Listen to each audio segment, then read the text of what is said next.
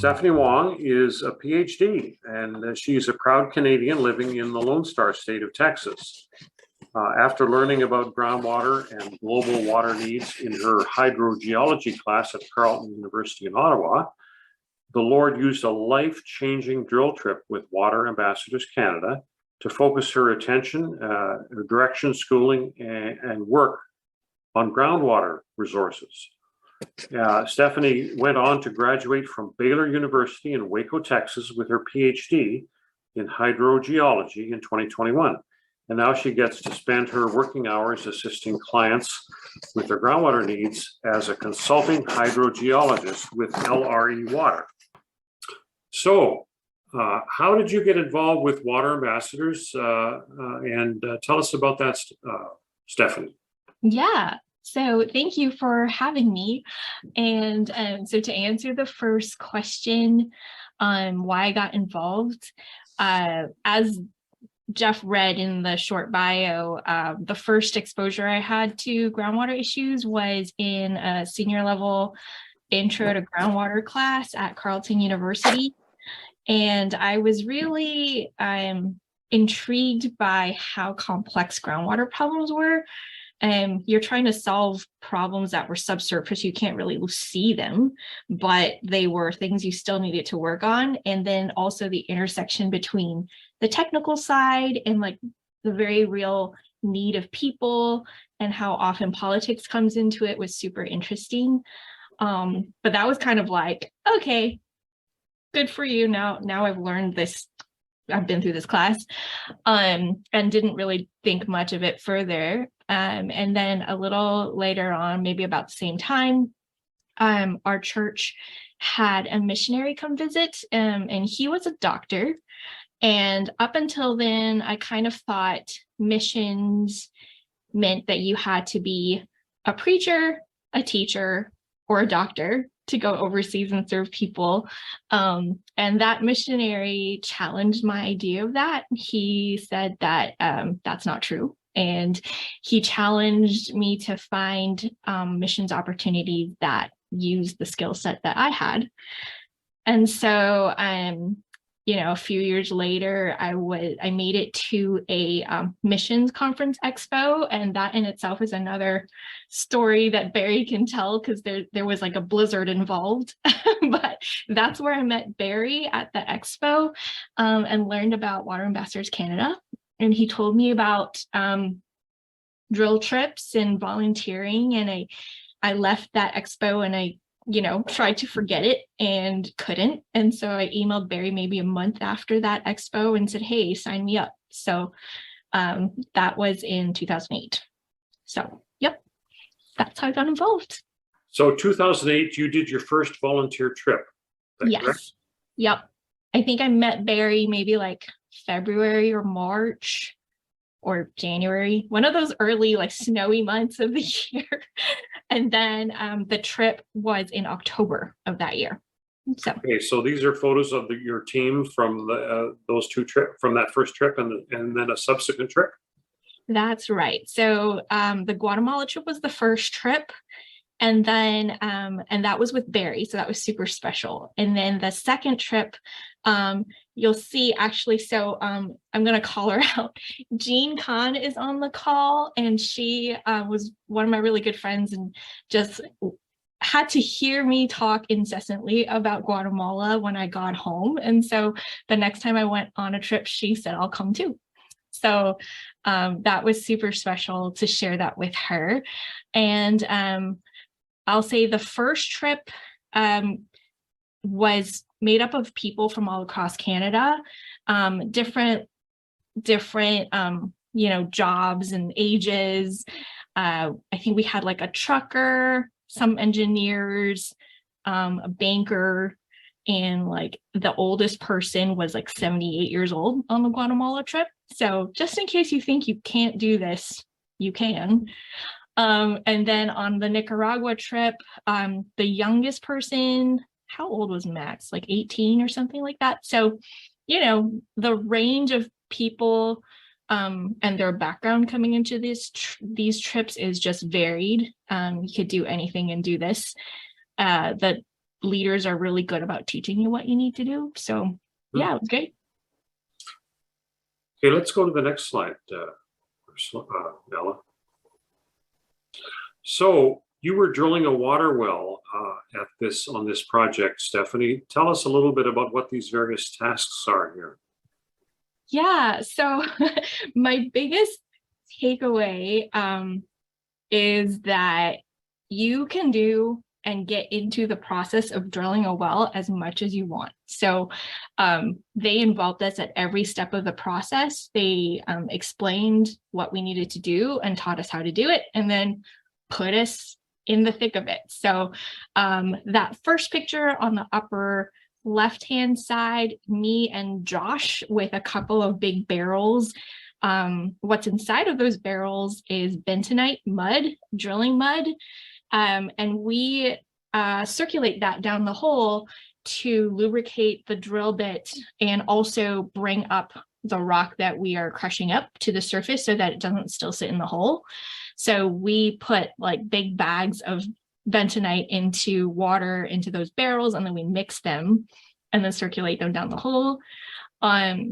You get to work on the rig and be like the person that presses the buttons to control things that go down. And then you can also be on the other end, being the person that puts the pipe on as you send it down the hole and also pull it back out. And you get really, really dirty, but it's really satisfying work. So I had a lot of fun. Makes you feel really capable. It looks wonderful. It looks amazing. It looks dirty, but it looks like fun. Yes. And so this is kind of like the second half of the process after we have the hole drilled and reamed out, which means you drill an initial hole or the pilot hole, and then you go back through that hole if it looks like it's going to be a good spot, called reaming the hole.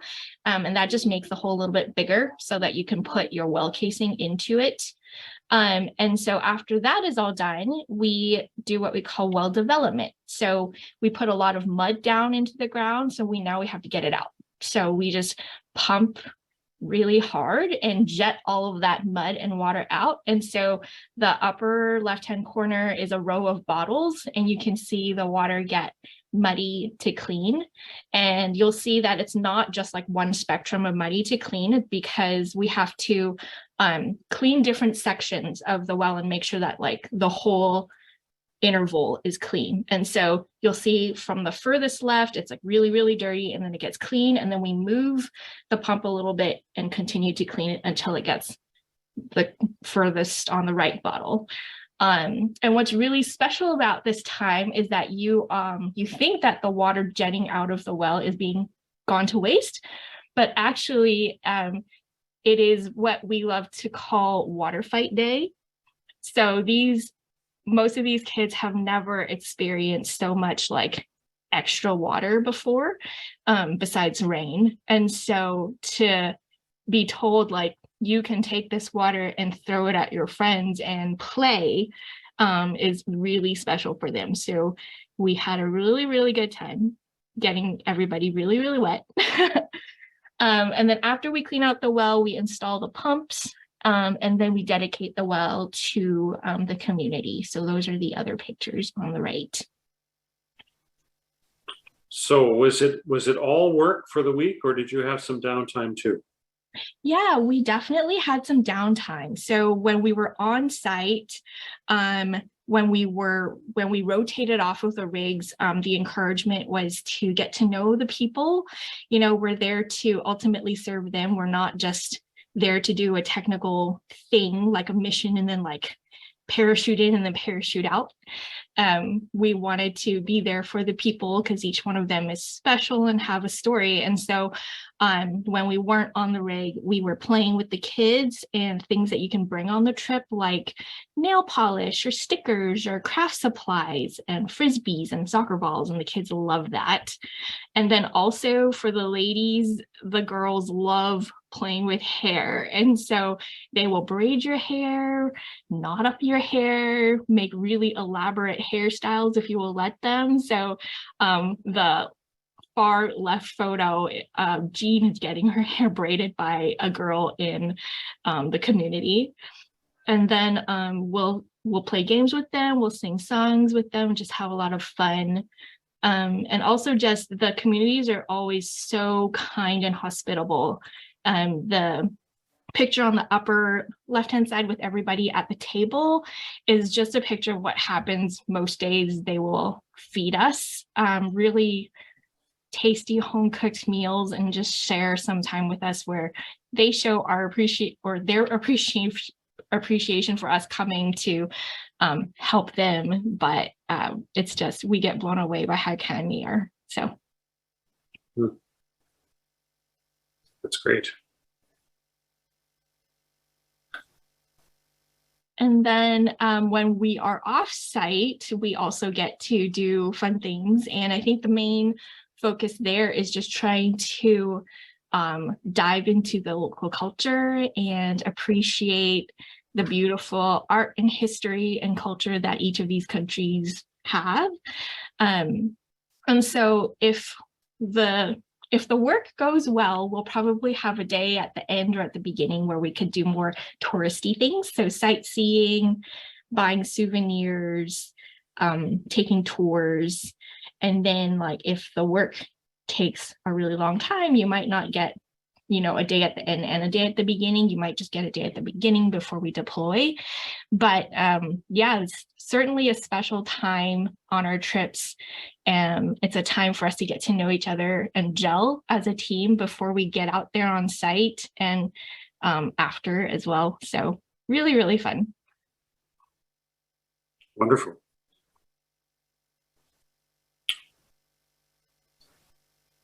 So you're away in a Central American country for a week.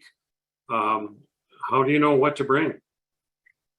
So yeah, so you do bring a lot of stuff on, and Water Ambassadors is really helpful. They will provide some basic packing lists of things that are good to have with you, like clean socks, clothes, mosquito repellent, things like that.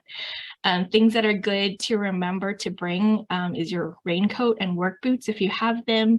It's just nice to have things that fit you if it gets rainy and muddy out there. And other things that are really important to know is just if you need a visa or if you need shots, Water Ambassadors will usually tell you that, like they'll give you a heads up, like, oh, you need to do this. But then you probably want to double check with your travel clinic or with travel websites for what vaccinations are required before you go to these countries, and then get those shots at the correct time, because some of them, there are multiple doses and you have to have times in between them. So those are good things to pay attention to. Yeah. And then fundraising, I think we're going to talk a little bit about that. There's a lot of different ways to do it. I was telling the team the other day that I did it a couple different ways. The first time I went was really like, I wanted to put my money where my mouth was, and so I paid for the trip. And then the second time I went, I really felt like I wanted to bring my friends and family along for the process, and so I fundraised with Jean. I think we sent like little information packets to our friends and family and sent them to, and then they kind of gave us funds and like that. But if you have a church going together, you could pool your resources and do like bake sales or car washes or whatever it is that we can do now with more technology post-COVID. So a lot of ways to do it. And I think the thing to kind of clarify here is that we don't get paid to do this work. We are fundraising to support to pay for like the well materials, and we're volunteering our time. And so it really is like a big community effort to get these wells done, not just because you're going, but because of all the people supporting you financially to make it happen.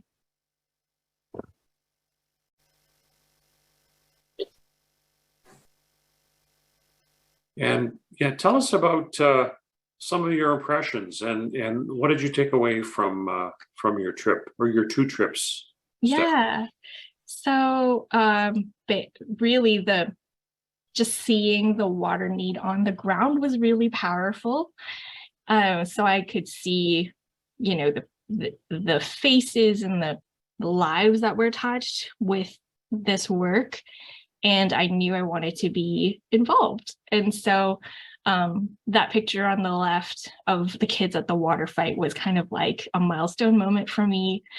And yeah, I came back from that first trip really having the decision that I think I need to go into hydrogeology, study groundwater more, and be able to kind of do this professionally for the rest of my life.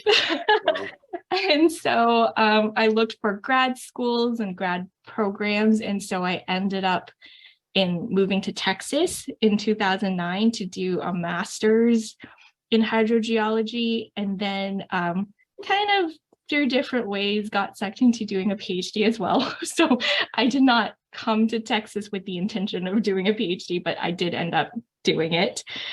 So that's a graduation picture of me and two of my lab mates and our professor, our advisor, who said he was going to be here, but I imagine maybe the technology got him. So, but yeah, so through that time, I got a lot more practice and knowledge about groundwater. And one thing that was really special was all throughout grad school, I was able to keep helping people with groundwater issues as I was learning, helping like local groundwater managers in Texas with their groundwater needs. And then another takeaway was just like people and relationships are so important. Whether or not the well is successful, the lasting thing are the people. And so I put that team picture there on the right-hand side, because if you'll look in the foreground of that photo, there isn't a finished well, because that location and that week we tried drilling in like 3 different locations and we could never get enough yield in our well. And so the in-country staff went back and tried again after we left. But just regardless of that, spending the time with the community and like making them feel loved and that they were important, even though we weren't able to give them water at the end of that week, I think they were more sad to see us go because we were friends than the fact that they didn't have a well at the end of the week.